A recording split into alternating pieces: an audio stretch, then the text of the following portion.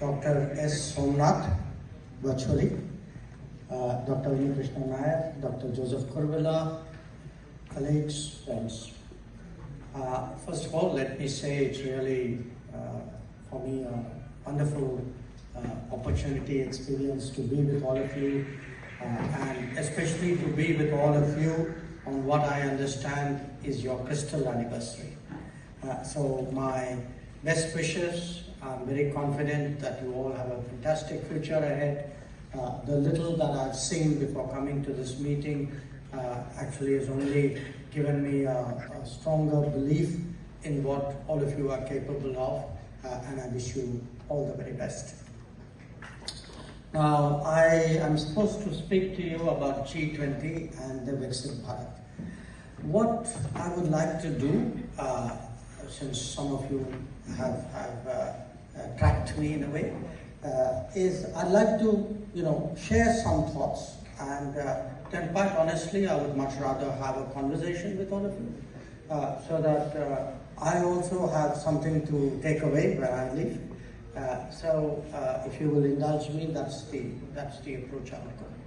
So let me actually, before I begin to G20, speak about another event which took place just a few days before that. And it was an event which all of us know as the date of the Chandrayaan landing. And at that time, along with the Prime Minister, I was at the BRICS summit in South Africa.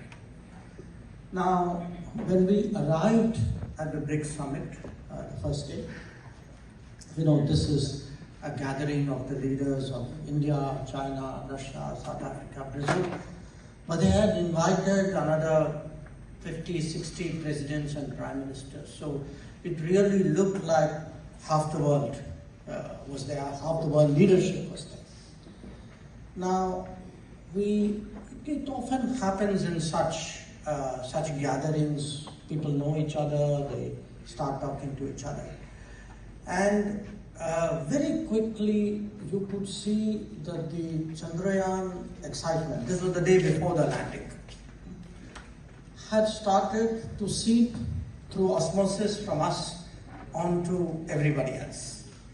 So by the time we hit that evening, there was a kind of leaders' retreat.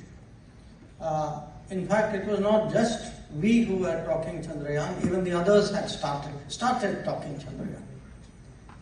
The next day was the main meeting, and you all know, at a certain point of time, Prime Minister we are told, the host saying, look, we need time off, we have something more important to look at this time. And I cannot tell you really the impact that it made on all of them. And that impact was so deep. That evening, these events, there's a dinner. So there was this big, long head table. Think there are about, 65, 70 presidents and prime ministers out there. All of Africa, a large part of Latin America, Asia. And the welcoming speech of the South African president, most of it was actually about Chandrayaan. And the feeling in the room was, look, you Indians have to understand what it is you have achieved. You have actually told the rest of the world of what you are capable, and therefore given us a feeling that we too are capable. That in fact, he actually joked, he said, President Ramaphosa, if I go and sit next to Prime Minister Modi, some of it will rub off onto me also. So, now what happened was, the moment, of course, the praises started coming, everybody wanted to stand up. So you actually had, the Prime Minister had to walk the entire length of the table both ways. He was seated at the center. And every person in that, every president and every Prime Minister wanted to shake his hand. And I can tell you, it was a genuine feeling. It was, when I mean, I've been, long enough in life to know when it's real and when it's not. And I can tell you, that sense you had from everybody else was so overwhelming. And of course, from there we went to Greece, and then we flew the night. And as Dr. Somnath will tell you, we landed up early morning in Bengaluru along with the Prime Minister for him to come and congratulate the Chandrayaan team in person. Now, that sense, I must tell you, also carried into the G20.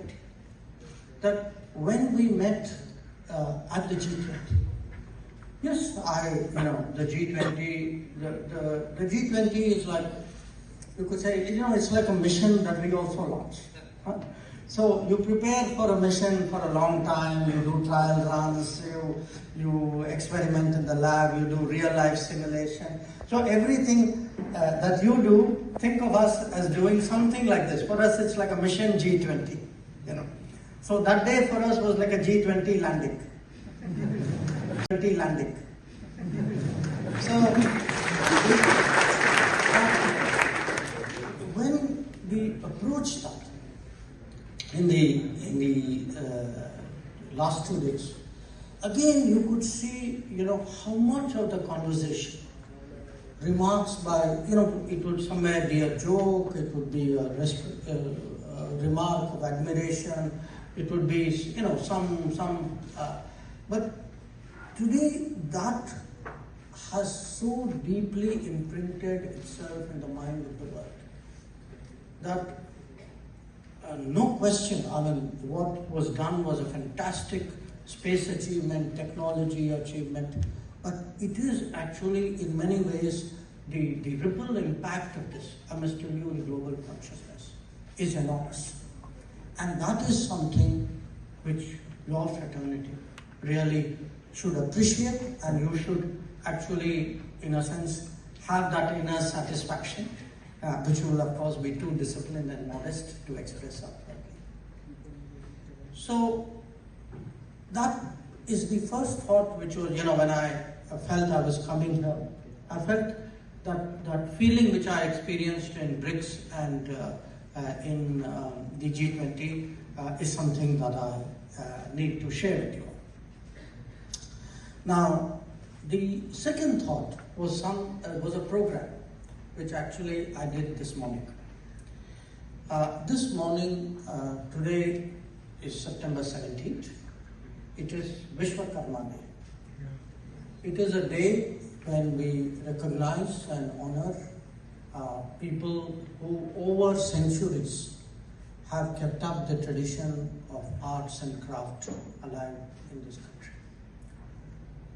But think of it this way. It is these people who, by keeping arts and craft alive, who actually kept knowledge alive, who have kept our confidence alive, who kept our culture alive. That what they did, and often these are people who, are facing enormous economic hardships. Many of them have learned through, apprenticeship at home, often under very challenging economic circumstances. But I mention this for two reasons. One, because when the Prime Minister today addressed, we launched a scheme today called the PM Vishwakarma scheme, by which we would actually give support to all artisans in 18 professions, support for modernizing their tools, but give them access to credit and then access to modern markets and help them with a brand promotion, so that this tradition, which we have nurtured for thousands of years, carries on. Now, in the course of that, Prime Minister Modi actually addressed, we were dispersed in 71 destinations across the country, and he summed up, I would say, the core focus of this country today in two words: technology and tradition. that how do we advance on both? How do we move forward in one without losing the other, which has happened in many societies? How, in fact, do you use one to support the other? The technology can support tradition and tradition can support technology. And those words were still kind of resonating with me when I came here. Now, when I look at the G20, because that is the starting point of my subject today, a lot of what we discussed in G20, in one way or the other, goes to tradition and technology. That the G20, this G20, under India's presidency, actually met in very, I would say, in strong stress conditions. That if you look at the world today, the world has been passing through a very difficult phase. For more than a decade, we've actually